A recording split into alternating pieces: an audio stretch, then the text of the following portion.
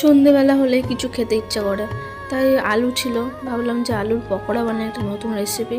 তাই প্রথমে আলুটাকে ভালো করে গ্রেট করে নিতে হবে, গ্রেট করে আলুটাকে জল দিয়ে ভালো করে ধুয়ে নিতে হবে, ধুয়ে চিপে তুলে নিতে হবে। এবার একটু নুন মাখিয়ে জলটা ঝরিয়ে নিতে হবে, নুন মাখিয়ে রেখে জলটা ভালোভাবে বেরিয়ে যায়। এরপর ওটার মধ্যে রসুন বাটা, কাঁচা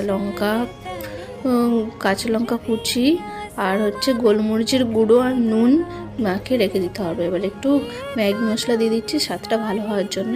তারপর একটু কর্নফ্লাওয়ার দিয়ে একটু ভালো করে মেখে নিতে হবে, মেখে নিয়ে তেলটা গরম করে দিতে হবে। তারপর একে একে ওটা ছেড়ে দিতে হবে। ছেড়ে দেওয়া হয়ে গেলে একটু লাল লাল করে ওটা ভালো করে ভেজে নিতে হবে, খুব সুন্দর ক্রিস্পি হয়, খুব সুন্দর লাগে। আর চা দিয়ে খেতে তো খুবই সুন্দর লাগে, একবার খেয়ে দেখবেন। যদি ভালো লাগে চ্যানেলটা সাবস্ক্রাইব করে দেবেন। টাটা, বাই বাই, দেখা হবে নেক্সট কোনো ভিডিওতে।